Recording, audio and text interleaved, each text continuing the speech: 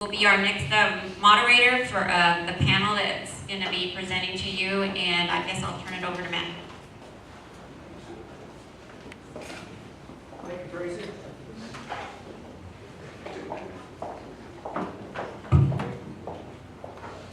If I could have Abel and Manuel up here to assist me. Don't want to call chief anymore.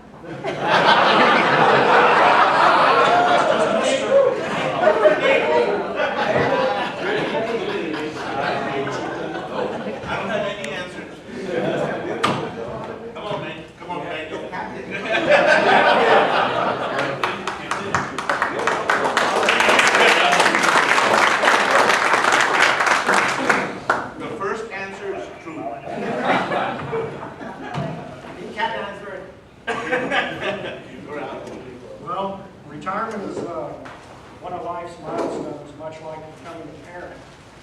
Once you retire from the fire department, you can't go back.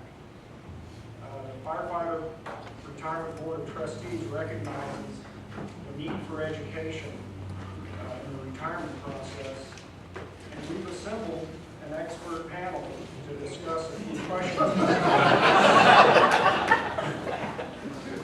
They're here somewhere. Now, you ask, what makes an expert? Well, they're retired. Wrong word. Please welcome Chief Polito. We did have a couple of other retirees that were planning to be with us. They are so busy, they cannot attend. In order for our panelists to have ample time to respond to these questions that I'm going to please hold your questions or comments till the end of this segment, and we should have plenty of time to discuss it. So, question number one. The process of retirement is different for everyone. What steps did you take with the city, the department, and the pension office to retire? Chief. Well, it's pretty simple. They tell you to go down to City Hall, and you have to go sign some papers to get out of there. It's harder to retire than it is to join the fire department. For me, it was anyway. I went down there, and Papa George, that used to work for the city, offered me another job, and I said, I've had enough. I'm out of here. And with the pension, of course, I went and met with Gracie, and just signed the papers there, and signed over everything to my wife. She gets it anyway. It was pretty simple. Manuel? It is. You just follow the procedure.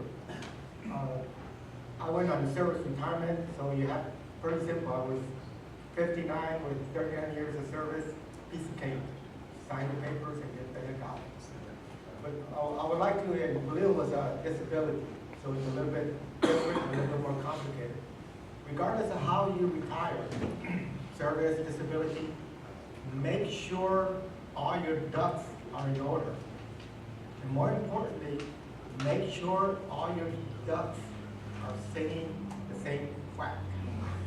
Because if they're not, you will have problems. You will. And I'm sure that you heard of guys having problems. It's because the ducks were not singing the same quack. Every department has their own requirements, their own paperwork that you have to submit. And I would advise you that when you start, keep a copy of all of that paperwork. Keep a copy for a year.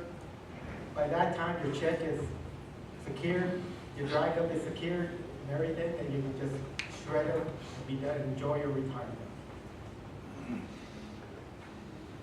Okay. I have another comment to make. Sure, he spoke about me leaving on retirement, and that's a whole other story. And we don't have enough time for me to explain to you what I had to go through to get my disability. Because the workman's comp is an insurance, and you know what happens with insurance. When you file a claim, they deny it. So each and every one of you that has a disability, a work-related disability, I hope you take advantage of it and file the claim, and I hope you did your paperwork, because they went and got it.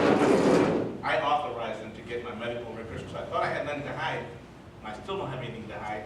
But they found a little glitch in there that I went to my doctor in 2005 and told him that the high-pitched noise would bother me, like when a baby cries or when somebody runs their nails on a chalkboard.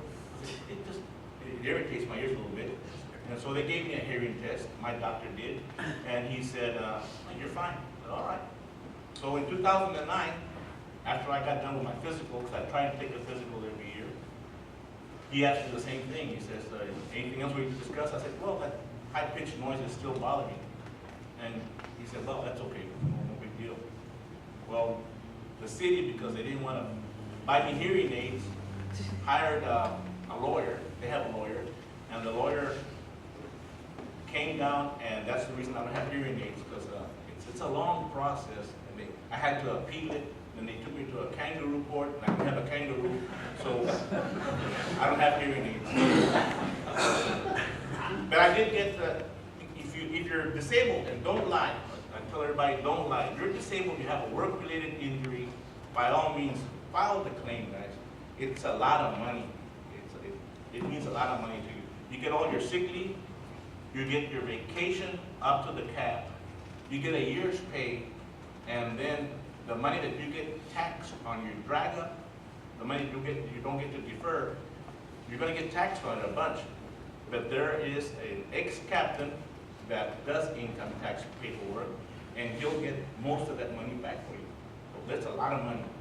But I know a lot of you guys are, and I say guys, I know guys and women, don't want to file disability because then you'll be a sissy or whatever other name they call you.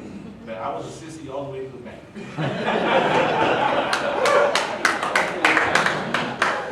Take advantage of it. I mean, but don't lie. If you're injured on duty, by all means, take advantage of it. If not, you're going to lose out on a bunch of money. And that ex-captain, he is very, very cheap compared to tax department. And he knows what he's doing. Okay, question number 2. Right. Lily's flowers.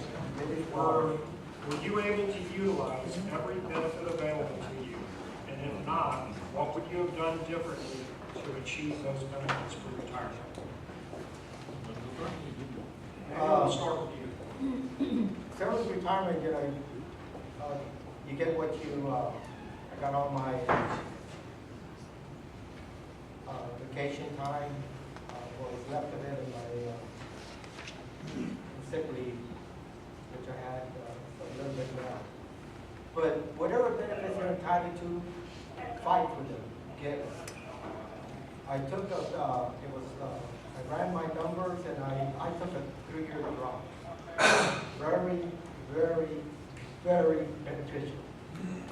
And then some people can't get past it, well, my monthly pension is going to be reduced. And it is. But you got a lump sum, a big lump sum over here. It all depends how many years you have and whatever you're entitled to. The way I looked at it, whatever I lost on a monthly basis, let's say for argument's sake, $100. How long would it have taken me to, if I got that lump sum and every month I put $100 into my checking account? How long? In my particular case, it was about 15 years. And that's just the money sitting there without being invested. And I'm sure there's plenty of people here that will tell you how to invest that money. But just sitting there. Again, like I said, some guys can't get past it. I'm losing $200 a month. They don't realize you're getting thousands of dollars over here. And by the way, do not put it in your pocket. For the bank. Roll it over, otherwise you will get taxed, and Uncle Sam will take the big, big chunk from it. That's the worst thing you can do. Not even a tax. But 20% or something like that, that's a tremendous amount of money to lose. Plus, you also have drag-up. I went to the pension calculator, and it's pretty accurate. I don't know if it was exactly to the penny, but I'm happy with what I got. I believe they did me right. As far as sick leave, I don't know how many hours I have or how much I use, what have you. Some guys I know, they sit there and they, figure to the minute how much they have. I'm not one of those guys. I think I got everything I was entitled to, and I'm very happy that I did. I had a bunch of sick leave, and I can't count that high. But lucky I went to a financial advisor, and they took care of me very well. So the message that I have for you guys is, if you don't have a financial advisor, you need to go talk to one as soon as you can. Don't wait till the last minute. Some of you guys are going to retire this year. Some of you guys have 4 or 5 years to go, and you're here at the meeting. That's good. You need to plan way ahead. You can't do it at the last minute and get it right. And those of you that are going to retire on a disability, you have to claim the disability before you retire. We have guys, and I know 2 in particular, that retired and then they wanted to come and file a disability claim. You're out. You're not going to get that money. And then with the workman's comp people, the way they are, you're not going to see a penny of it. But where did I miss out on? Get the benefits. Getting the benefits. You do have to go to City Hall again. I went to City Hall early because that's my nature, take care of things early. And I signed my insurance papers. And I don't know, nobody call it a benefit. I'm paying about $1,200 a month. It's called a benefit. I went to City Hall and signed my papers so that my wife and myself would be insured. And I said, well, that's taken care of. And here's hunting season. And I'm over there with my buddy Andy and close to Freer at Seven Sisters. And we're hunting one afternoon. My wife called me and she said, the city just called and said, you didn't sign your papers for the insurance. And I said, yes, I did. Well, they don't have them. And today's the last day, she said. Well, I had to come in all the way from Seven Sisters to City Hall, and luckily there was a lady there that knew what she was doing, and she went, found some keys, and I told her the person that I had gone to sign my papers. She went to that office, and I went with her, and finally, looking through some papers, she found my paperwork that I had turned in already. So that's why Manuel said earlier, get copies of the stuff that you signed, because not everybody's competent and not everybody does their job the way they're supposed to. And I was almost in trouble. I don't know if they would have covered me later on when they found the paperwork, but you don't want to be in that situation. Yeah. You don't want to be fighting those battles. you do have to fight a lot of battles to get out of there. City insurance, I guess that's a money question. I also have city insurance, and it's pricey, but you know what? It was worth every penny that I gave. Now I'm just myself, and it's worth every penny that I paid. When you need it, it's fantastic. When you don't need it, you moan and groan because it's pretty pricey. But you know what? When you sit down and you look at it, it's a hell of an insurance.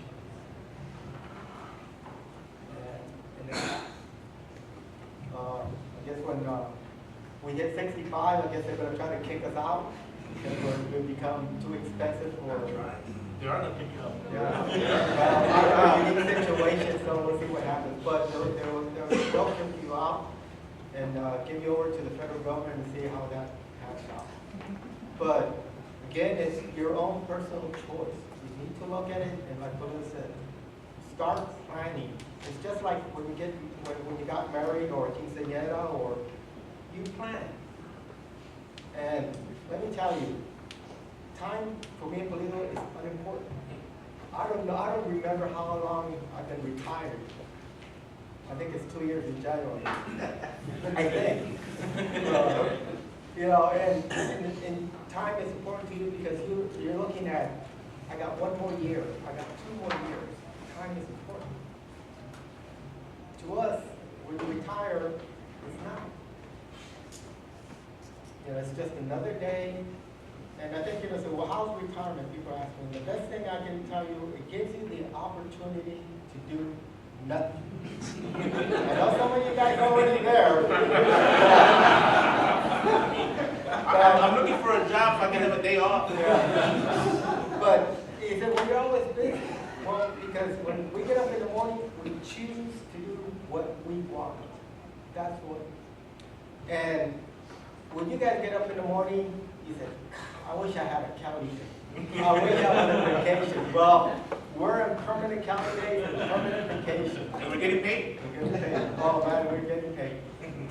But you'll find something, whatever it is that you like, and you'll find it. And then there's always those honeydews that some of you are dreading, but they're going to be there. It's easy. And it's fantastic. I've met, when I was on the board, guys, it's great. Out of about, it's rare when you meet a firefighter who retires that has second regrets. Probably because he went on a disability and he thought it was going to be, the grass was greener on the other side. Well, it wasn't. Mine is real green. Mine is overgrown. But when the time comes, you'll know you're ready. Years ago, when me and Monil joined the department, we had these old farms. I said, man, why don't they retire? The old captains. Well, a couple years ago, they said, man, when is these old farm Hernandez and Monil going to retire? We get there. And some of you guys are getting closer. But you work hard for this pension, this retirement, get everything you can, and enjoy it. It is great. Okay. Question number 3. When you were in the process of determining your pension benefits, did you use the calculator on the website? And how accurate were the figures that you calculated prior to retirement compared to your actual benefit? Chief, I used the calculator, and I confess I went to Moody. I did the Moody math, but the calculator worked.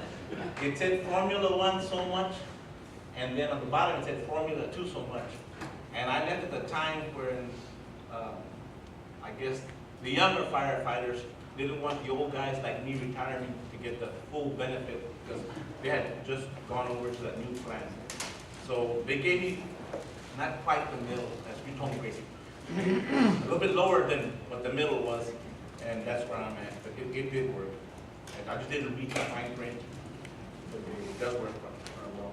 But I looked at it several times, and it's pretty accurate. I think it does give you the calculation for your drop if you choose to do the drop. And you'll see almost to the penny how much you'll get on your drop and how much you get in your pension. So the numbers are there. You can look at it, utilize it, and then you decide what is it that you want. Okay. Final question before we go to general questions is personal in nature, personal finance. Did you utilize any other investment products to support your retirement plan? Manuel, start. When we joined the department, there was no such thing as IRAs or deferred comp. And I think in the early 80s, that's when it started, and I think you had to put in $25 for that. Me and Tony used to feed the horses there at Station 1, that's how long we did it. But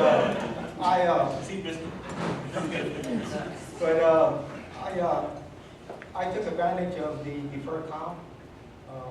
Started out at the $25 and put in as much as I could. I always tell young recruits, get into deferred comp. He said, well, he said, start with $5. I think now you can start with $5. And I hope when you go back, you tell them that. Start with deferred comp. Because then we'll build up. And it's really good.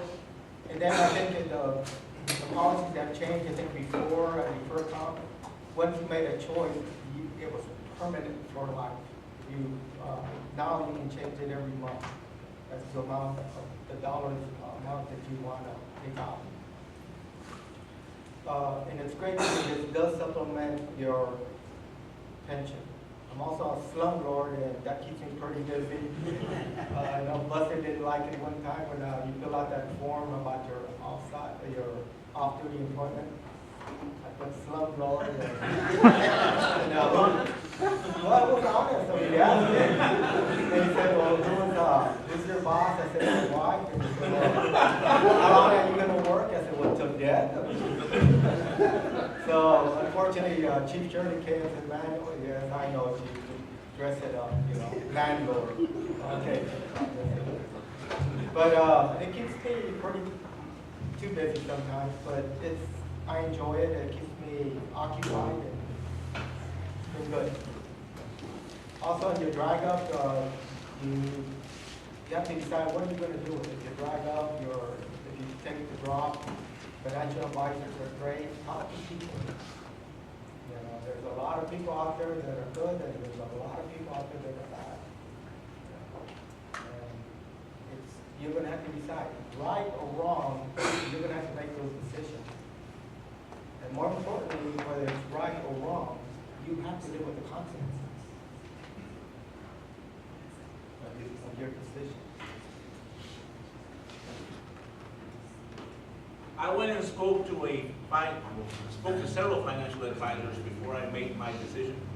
And I didn't do it myself. I took my spouse with me, my wife, and we asked a bunch of questions.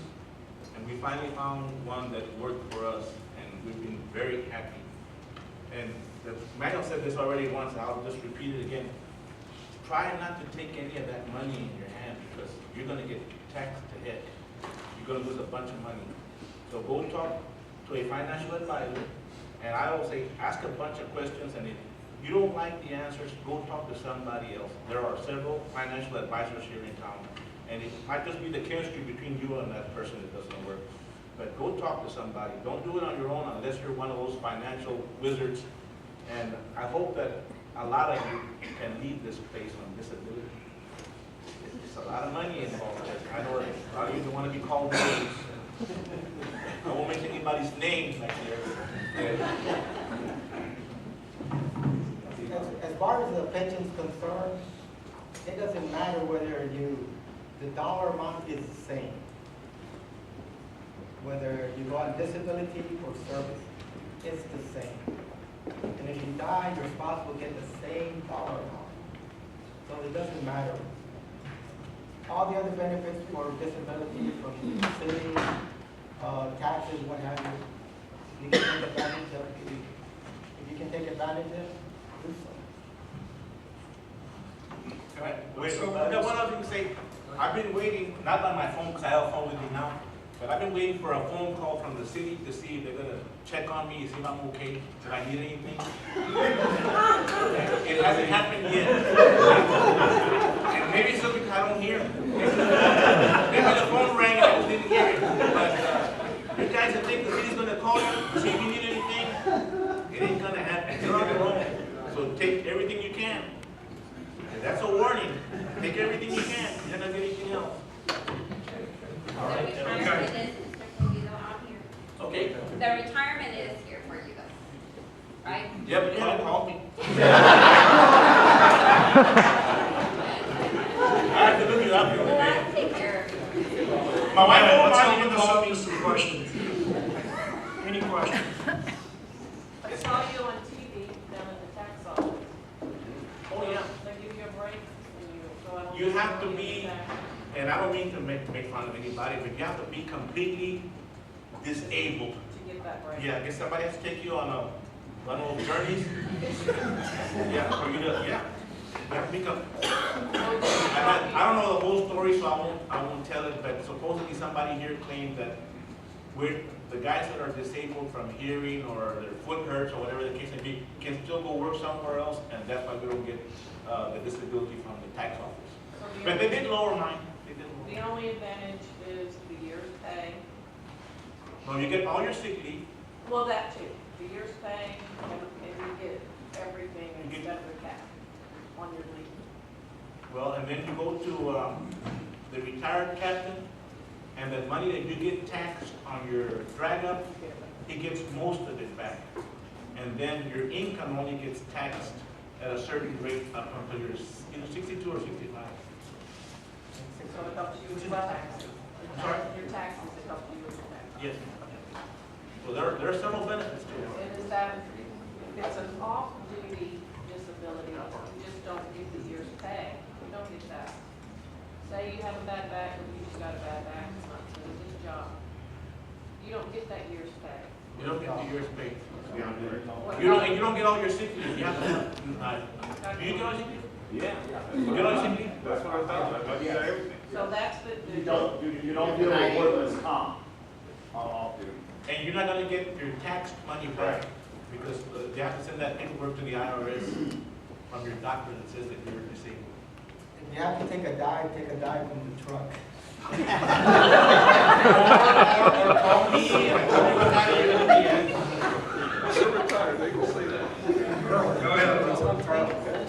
You talked about getting everything that, you talked about getting everything that due you when you leave, whether it be disability or regular time or whatever. And we mentioned it to the board, the pension board, not the pension board, but the union before. How does one know what's available? Because the city is just like the government. If you don't ask, I ain't telling you. And if it's due you, and unless someone tells you, you know, you might be out of luck. Yeah, and that's one thing that I wish that our union president, I'd be happy to go talk to the guys. You have to ask a bunch of people. I asked everybody that had retired before me. I asked Robert Garza, Eloy Ceballos, Chief Shirley, everybody I could think of. I called them up and I asked them, what did you do? What process did you go through to get your benefits? So ask. The city's not gonna help you. Ask wherever you can. Get it from the horse's mouth. You don't hear it. Get it from the horse's mouth. What we went through is maybe different than what, let's say, some of the other firefighters went through on disability. Or service, what have you. So everybody's a little bit different. But, you know, nowadays, pick up the cell phone, call them up. Especially not when you're driving, but call them up when you're there, Working hard. working hard. Or just call them, hey, let's have some coffee. And you'll be surprised how much information, wealth of information these guys, because they've been through it. They've been through that battle. They'll tell you, don't do this or do that. What he may be entitled to, I may not, or vice versa. Social Security is a totally different horse. But again, like I want to repeat myself. Make sure all your ducks are in order, and make sure they're all cracking the same tune. Because if one is out of whack, you're going to be out. And I'm disappointed in the number of phone calls I haven't received, Gracie. I tell the guys, call me at home. I don't mind. If you guys call me, I'll give you whatever information I have and what I did and what took place. But nobody calls. And the next thing I know, the guys that are big macho man, they're retired and they had a disability, but it's okay, I'm all right. All right. Well, we have friends. All of us here know that some guys that are gone, they're hurting for money now, but they were big macho men. They didn't file disability. So it's up to you guys. Could you go through the procedure through City Hall and decide to say City Hall that you went through to get your drag up and what occurred? I went to headquarters. I think at the time Sandra Black had paperwork, and she has all the procedure of who you have to talk to, and you make a copy of that. You have to go to different departments and How early did you start? I mean, I'm talking about, when you drag up, I'm talking about the makeup provisions for 2 years. You understand? But you're going to defer for 2 years? Yeah, I wanna, you got a makeup provision in the IRS code that says for 2 years I can make up what I didn't. Sandra Black had that paper and she signed it. At the time, it was $21,000 for 1 year and $32,000 for the next year. Mine was, I think, $53,000 that I could defer. Right. well, that you have to do. Okay, I think in October, November, there's a specific deadline that the city mandates, because IRS mandates that. So if you're planning to leave in January, start. I know there is an SOP on that. Yeah. Exactly. You know, start, because if you miss that deadline, you cannot defer that amount. So then you're gonna have to either put in a whole year, or you're gonna have to, you can only defer, I think, the maximum of 15,000. It used to be 53 when I left. It may have gone up already. It seems like I it's think gone the up IRS every will year. have to start For 1 year? each year. From. Well, see, now it's gone up. And that comes out of your drag up? Yes, Same? Okay. that's gonna get taxed. You wanna, you know, you can calculate your drive up, or whoever's there now can do the calculation for you, and give you a call them up. You know, I think I called them in October, and I told them I'm planning to retire in January, so they give me the calculations. And I started and so I think by the 1st of January, everything was in order. Just have to count the days. But like I said, planning, talking to guys that have done it. Mine was pretty simple, like I said, service retirement disability. If the city doctor does not agree with your doctor, you're gonna be in for a fine. If workman's comp doesn't agree with you, you're gonna be in for a fine. James, go ahead. I can hear you, Brian. And the question is to you, Willie. At what point, knowing that you were going on disability, at what point did you start? When it was determined that you had a disability, you no longer work? I started in September. I went to the city doctor, and the city doctor, and I don't want to make a joke of this, but there was a PA was there, and I told him my hearing was messed up. So he gets his tuning fork, and he hits the tuning fork, and then he puts the butt of it right between my eyes. He said, "Can you hear that?" And I said, "Oh, what do you mean, can I hear that?" I said, "That thing, you're not supposed to put that thing in my forehead." So anyway, then they sent me to a specialist, and the specialist, they gave me all these hearing tests, and they determined, he said, "I'm going to help you out." I said, "Okay, good, I'll go back to work." He said, "No, he says, you need hearing aids." He said, "You're going to go next door," and he gave me a prescription. I went next door, and I got measured the whole 9 yards, and then I guess the workman's comp figured it was going to cost them too much money, so then they brought in a pit bull, and the pit bull said, no, hold all this. They brought in another doctor from Houston to evaluate me, and that doctor says, "Yeah, you're going to get everything you need," and the workman's comp didn't like that either. So, yeah, then I had to go to court. They had a kangaroo court that I told you about, and I don't know how they convinced that judge, but they convinced that judge that I should have filed an E1, I guess in 2005, when I told the doctor that high-pitched noises kind of irritated my ears. I should have lied and said that I had an injury then. If I didn't lie, I didn't get my hearing aids. Okay, I started in September to answer your question.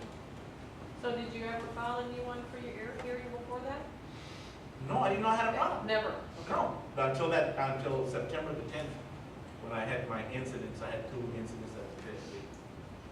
So I how know, did you- I'm sorry? So how did you get the disability if they said no at that point? Once the doctor sent that letter, he sent it to, I think it's called FARA, the workman's comp. He sent it over there, and this lady that worked there, I don't know if she still does, her name was Clara Gonzalez. She said that it was a job-related injury and I was eligible for workman's compensation. And that gave me a blessing, so I took off with it. That's why, you know, your chief officer always. She's not there anymore. I don't All know. your fault. Well, I was going through my paperwork and I'm not gonna show it to all of you, but I was going through my paperwork and I said, wow, no wonder the city doesn't like me. And they had to pay. One of the things is, and I know the chief officers used to get on us, fill out those E1s. Fill them out. Even if he said, well, I know we took down a lady of 400 pounds from the 2-story. Tell you what, we had the carry-on and it wasn't big enough to get her hands, and they said, well, we have to slide it on the. So we put the backboard and we put her stupid me, I was in the head. You know, here and then we put the, but anyway, we filled out E1s for everybody there, and they said that without the whole body. I mean, you know, and they all said, well, don't use the back. You guys been there, you've done that. Sometimes you have to use it. How did you do it? So, but you gotta fill in those E1s and make documentation. If it's not documented, then how can you prove it? It was on duty. Now, I'm hearing a lot about disabilities, you know, and you guys seem to be doing, really, really well. But how does that affect, like you said earlier, you were looking for another job? Just so I can have a day off. Yeah. But I mean, does going out on a disability affect that in any way? It might. It might, all depends on what the disability is. I see people working that have hearing aids. And I was just curious about that, because I know of one person who's disabled from the military, but yet he's firefighting, and yet he's still collecting disability from the government. And it's like, well, if you can do this, what you were doing in the military, you shouldn't have been able to go out. I was just wondering how that applied to us. I'm sure that you can find a job if you're really looking for a job, you really want to work, and you have hearing aids. Now, I'm sure they wouldn't hire you to unload a boxcar if your back was hurt, but you might be able to sit at a desk or do some other stuff.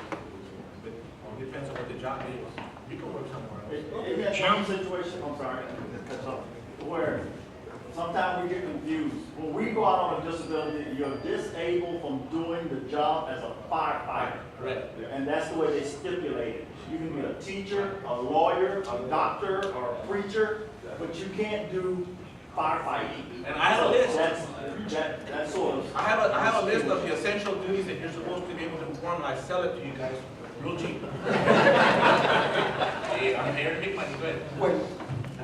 When after my injury, it was a car accident, I was out for about 2 years, and I wanted to come back, so I went to my doctor, and I took him the duties of a fire captain. Well, the duties of a fire captain are all the duties of a firefighter, plus all the responsibilities. So I took him that, and he wrote a great letter. He says, Mr. Daniel Hernandez is capable of doing all the functions of a firefighter captain and all the functions as a firefighter, as stated per SOP, so blah, blah, blah. Took it to the city doctor, he looked at me, he said, are you sure? Yeah, it's okay. That was it. So if you're disabled, it doesn't matter the nature of your disability. All the board, and I think the board wants is, this individual cannot function as a firefighter, regardless of what the problem is. And that's all you need. I know when I was in the board, the guys would come and say, he can't climb a ladder. Does that mean he's disabled? Here. That's not, if you look at that, he says, go to the doctor and tell him, do you live in a 2-story house? Yep, okay. I'm in that station. So when I go to fight that fire, I'm going to let your kid burn because I can't climb a ladder. Now, can I be a firefighter? That's what you want. Not that you can climb ladders or not, but you cannot work as a firefighter. Those are the magic words. And that's how you get them. Manuel, on the E1s, one of my firefighters had complained of a ear injury from the blast of a horn, but he didn't go get doctor's examination. After 1 year, he got a certified letter saying that the E1 was denied because he never sought medical attention. Yeah, and that's, I called Clara for him and verified that, and they say, yes, if you file an E1, you have 12 months to seek medical care and documentation. After that, you get a letter stating that claim is denied, it never occurred.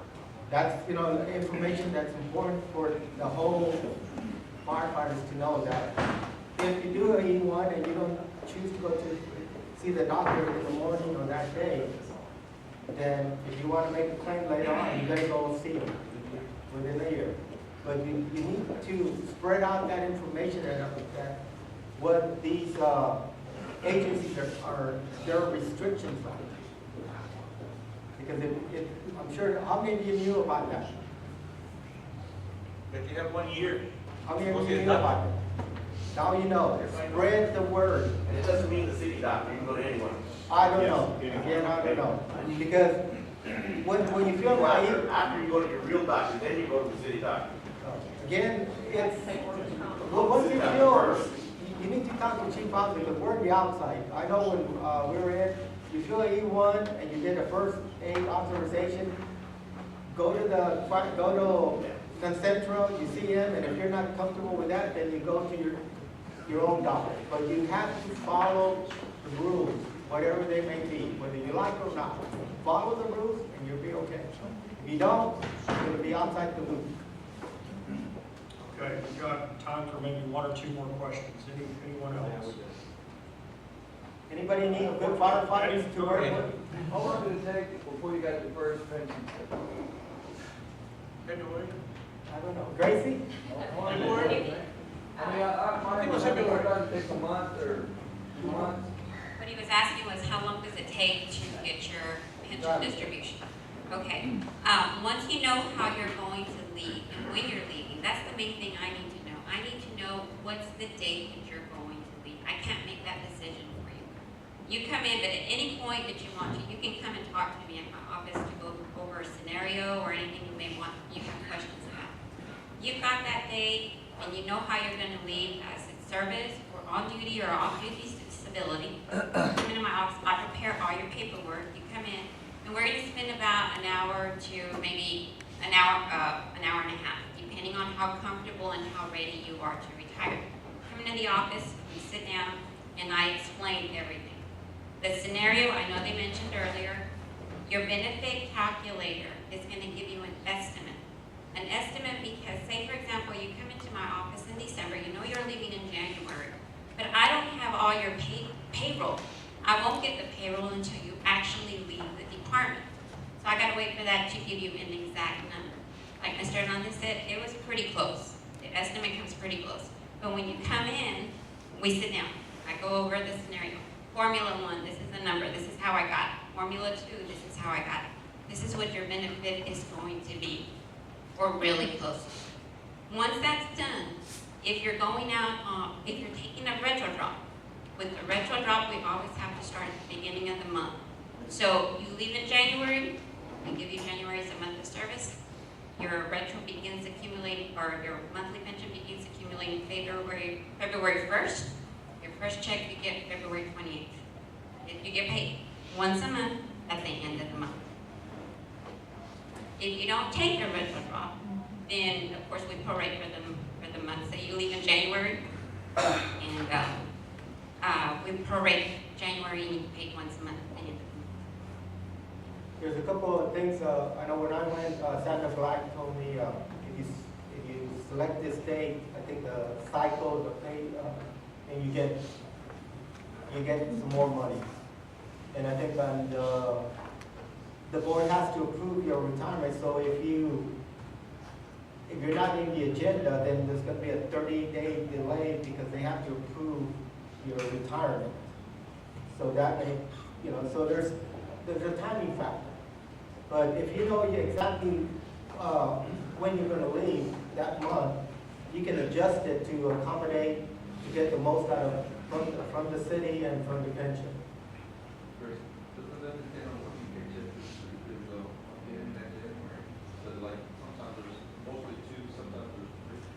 Right, and you'll have to talk to the city on that part. See, the pension doesn't care when you leave. You can leave at any day, but the city always likes for you to leave at the end of a pay period. So come January, I know there's either 1 or 2 or possibly 3 pay periods. And a lot of times, I think when we've had the 3, they prefer the first or the second pay period. And then, like Mr. Hernandez said too, you leave in January, it goes before the board, in February it gets approved, and you get your first check for sure by the end of February, unless you delay in not coming in and filling out the forms and getting everything ready. But that's why if you start early, if you start in December for sure, you come into the office, we get it all ready, I make sure that I'm not missing anything. If you're leaving on disability, I'm going to need a copy of the city transition letter saying you cannot perform firefighter duties. I need your personal physician's letter saying you cannot perform firefighter duties. I need the memo from the chief saying that, hey, there's no other position available for you.